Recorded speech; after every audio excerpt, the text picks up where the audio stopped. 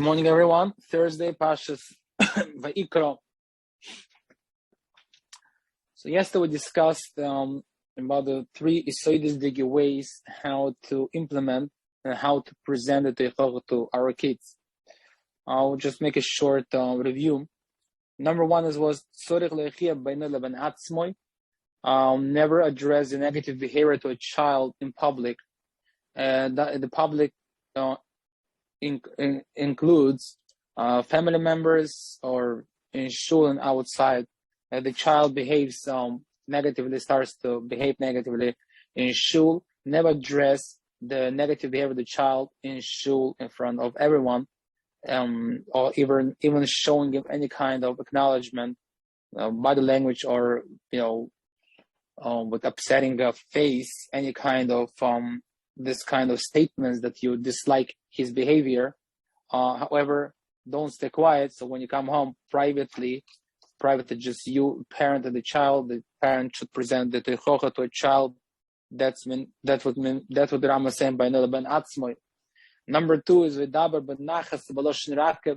When you do release and do present your teichocha to a child, it should be done in a very calm manner, a manner of content and serenity. That means if the parent is still upset at the child because the child behavior caused humiliation and degradation to a parent, the father was in shul and the child was running around in the shul, certainly the father got embarrassed, or a mother was going outside and the daughter or son or child embarrassed and outside.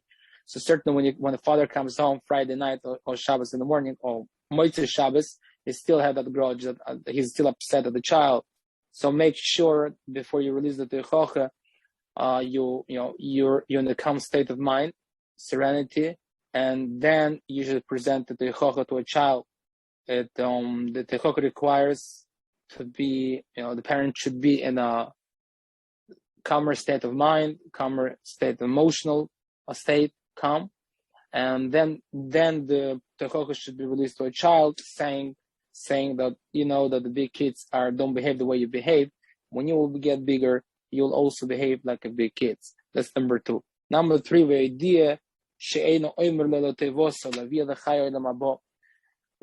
have to understand that we have to accept and know that the kids are way smarter than we think.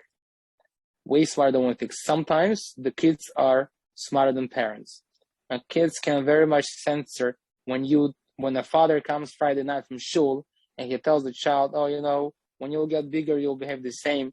The child knows, feels, censors that the whole teichocha, why the father requires the child to become in shul is not because of the child's benefit.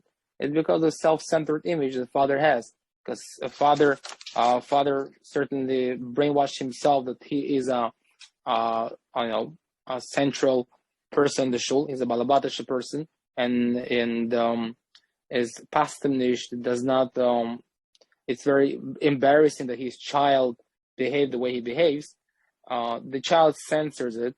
That the whole teichucha what the father gives him is not because really he cares so much about child giving proper respect to a shul, or child davening, or bichlal, the father really cares about the spiritual status of the child. Now, the whole reason why the father is saying musar to his son is just because of the self-centered image, and it can lead the child to become rebellion and to rebel against the father's teichucha. So we have to understand that the teichucha, we have to accept the teichucha that we give to our kids. It has to be released with understanding in the presentation, external presentation, in internal as well. That this teichucha that you give to a child, you pure mean just the Torah, just the favor of the child. Meaning to say, if the child running away behaves not properly in the shul, so the father should address and really understand that the child, the child needs to behave better, because it requires to give proper chinuch for the proper respect to shul. Whatever it is, every teichocha that the parent release and give over to a child It has to come with a clear understanding on child behalf. You have to make the child understand, make him feel that whatever you tell is just because of his own benefits, nothing to do with you, And then if we follow up the 3 steps of the Chucha, then really we see the amazing results, Be'ezus Hashem, in the Chinuch and the behavior of the kids. Today I would like to discuss a different topic that Be'ezus Hashem will start today, and Be'ezus Hashem will continue next week. It's excessive requirements. What do I mean by that? B'derech klal, the parents are not aware. Parents are not aware that silently, gently, we pressure our kids. We pressure our kids. Even with the gentle words, proper words, but we still pressure our kids. Whether we pressure them in the areas which are associated with religion, or we pressure them in the areas which are associated with secular behaviors like eating and things which is related to the whole world. Certainly we require, come to a certain age, especially in certain communities, come to a certain age that parents expect that kids should stop playing games, or being exposed to a game, whatever, playing Legos or whatever it is. We're expecting at a certain age the kid should stop his childish behavior and convert and elevate himself, bring to a higher level, like a more of an adult behavior. Or sometimes let's say a father has a certain status of, let's say, Klai Kodesh, as a certain Magid Shir, or Stam, a father is not a Magid Shir, but he has the created certain image how he wants his kids to look like, and based on that, silently, pleasantly, the father or mother abusing the child by requiring the child to behave and fit in to their image that they created what a good child is. However, it's a big mistake. Because it can lead child to become angry on parents. I'll give you the example, like people, Bucharim get bar mitzvah, 13 years old boy. So interesting to point out that the day before, when he was 12 years old, he was permitted to do everything. He was permitted to go on the bike, scooters, rollerblades, play, whatever. He was permitted to do anything. Comes night, the day after bar mitzvah, age 13, he gets the hat, rekel, white shirt, and everything. So we expect the child overnight to abandon his childish behavior that he was actually permitted to do a day before. And we expect and we require the child to behave like an adult, convert drastically overnight to an adult version, to convert from child version to adult version. And in it, child does not fit, is not capable of performing that, which, we have certain resentments to child that it's not the way he's supposed to behave. But we have to understand that it's not possible at all. It's not shayach. It's not shayach that the child should be able to convert from a child version to an adult version overnight. You can't tell to a child at age 13, don't ride your bike, which he was able to ride his bike a day before. Right now, all of a sudden, because he turned 13, he can't do it anymore, or any kind of other childish behaviors because the guy's 13. But remember, that's the rule, that the numbers don't make the numbers in the years don't make a person big. What makes person for adult it's his brain development, brain capacity. That pituach, brain development. That's what makes person for adult. It's not the age. Sometimes we see that people at age 60 or 70, they're still behaving like kids, and age 12, yeah, that's the fact. What happened here? So we start to wonder, he's 70 years old, but he's behaving, his age, his numbers is not comparable to his behavior. The answer for this in Yiddishkeit, even though it says numbers, but Bez Hashem will discuss it Bez Hashem soon. We'll start to discuss it soon, Bez Hashem. That it's the adult mini brain development. This takes time. That means, let's go back to our example. If the child, you can't acquire a child the day after bar mitzvah, he can't put the restriction on the child day after bar mitzvah to ride his bike, which a day before he was doing it, because yes, he turned bar mitzvah at age 13, but his brain capacity is not that wide yet, not developed yet, and to an adult version to understand if there is a reason not to ride a bike, and accept the reason for restricting to ride a bike or rollerblades, whatever, the scooter.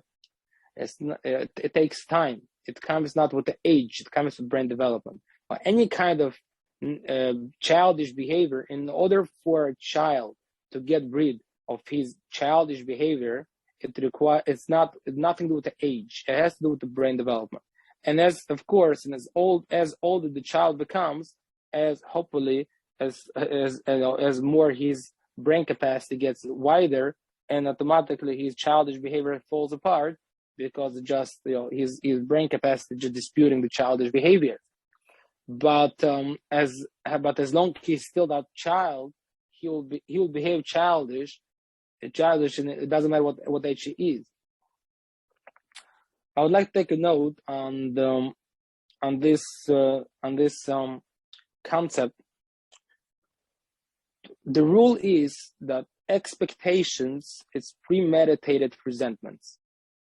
That means if you're expecting from someone something, be aware that you're putting yourself on vulnerability to resent the person.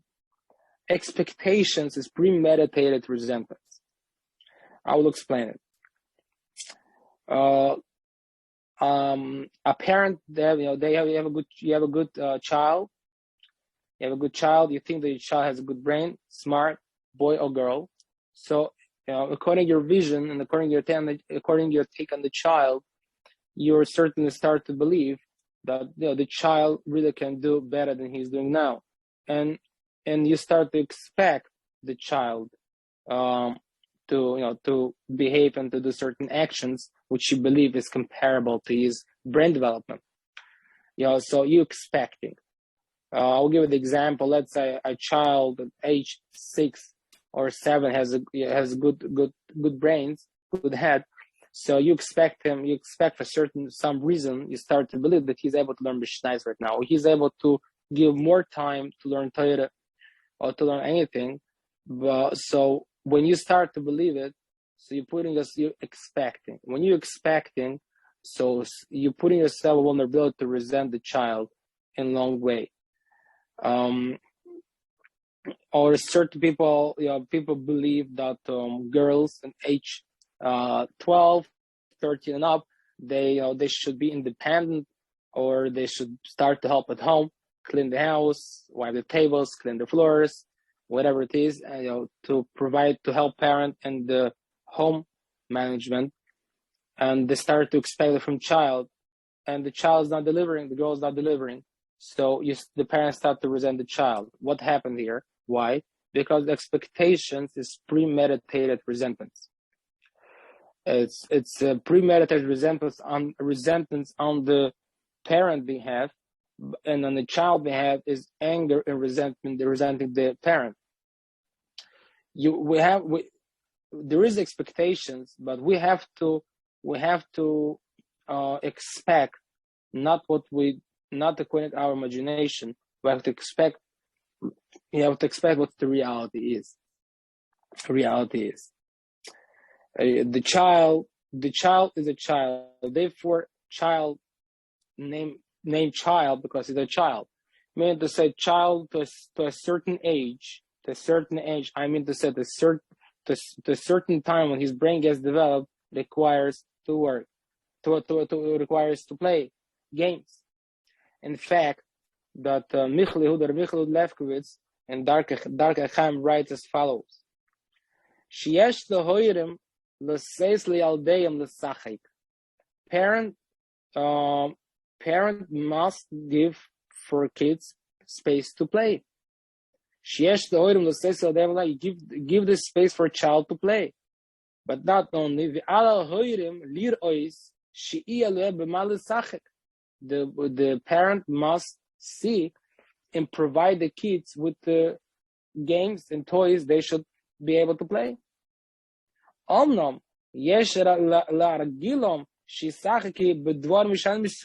course, you should provide them with toys and games, which is, not sakona, not something which will bring to sakona. Now comes that's very interesting statement that Rami Yehuda felt that it's important to release. Obviously was a need for it. A need for it is self-understood, because we believe it will come to a certain age that we require the kids to stop playing. Stop playing, you're a big boy. The expression you're a big boy is not the right expression. He will become a big boy when his brain will develop and he will get mentally bigger. But right now he needs to play. We can't expect child to go learn or to do any kind of different adult jobs if he's still a child.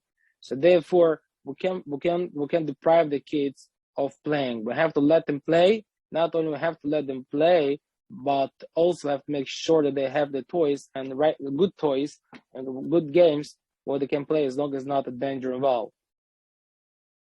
Now comes very strong statement for Dark Chaim. I said before, sometimes we see people at age 70, they behave like age 6. Takazoy. Or if sometimes you see even the young people, age 35, 40, that really they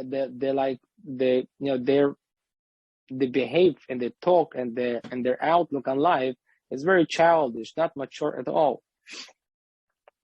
This is still a mild example. Rami Yehuda brings down a very strong message.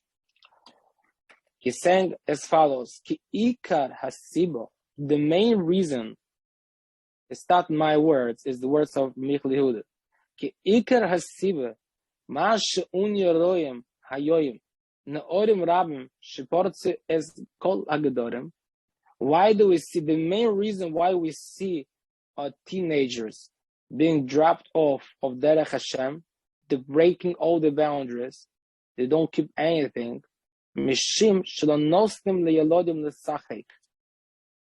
because they were deprived at younger years of to play and just enjoy the life, enjoy your stage and status of being a nar, of being a child. It's a very powerful statement. So he say Rami Yehuda saying is not one of the reasons. He's saying that's the main reason.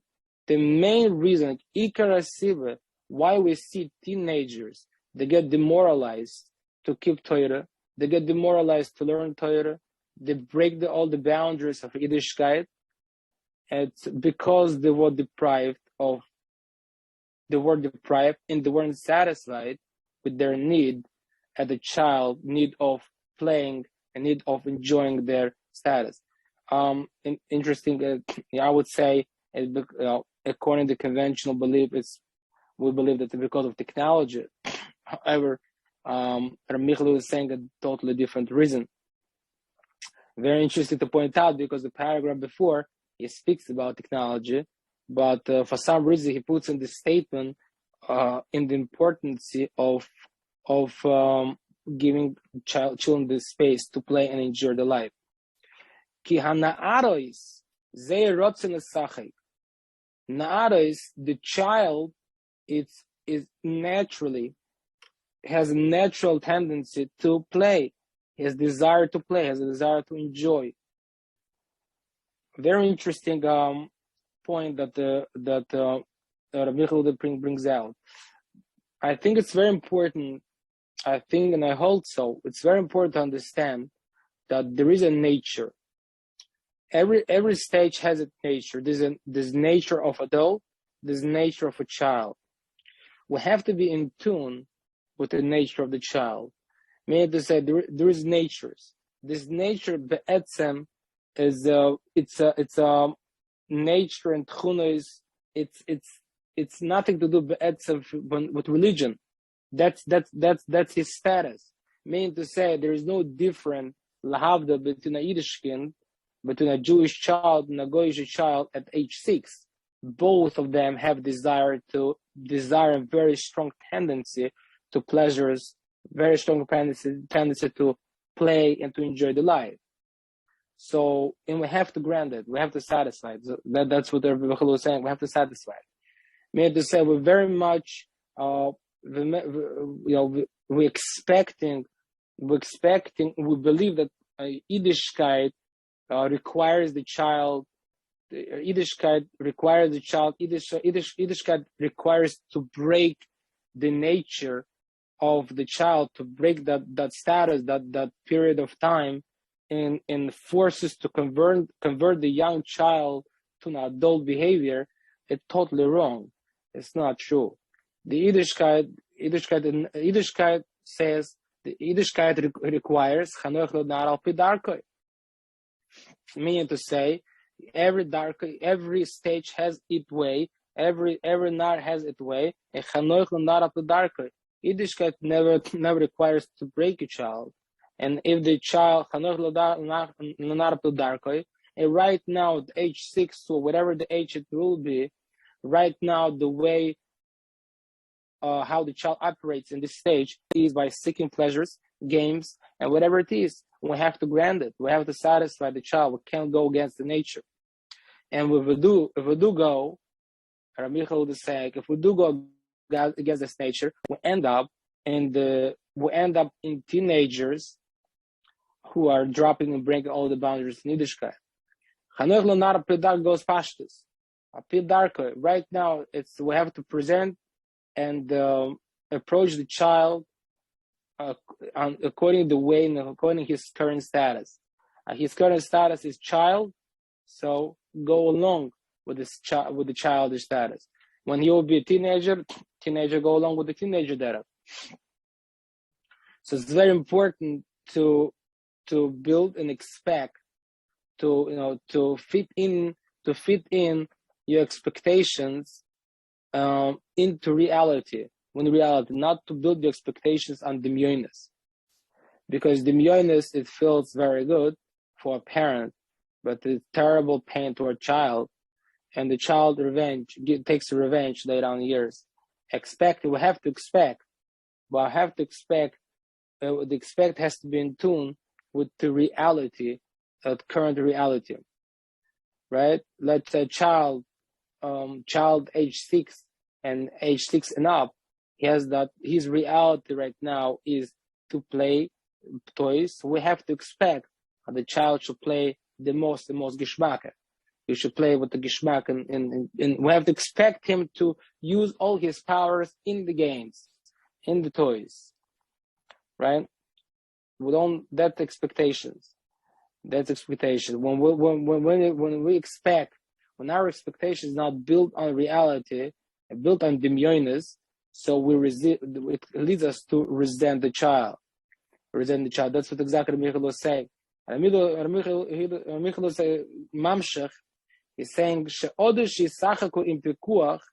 it's better for them to play at home when parents watch them, just to go around besmedrish, to go in besmedrish. It's a very important message. The message is that we have to expect from child based on his reality, based on the stage, and the expectations, premeditated resentments.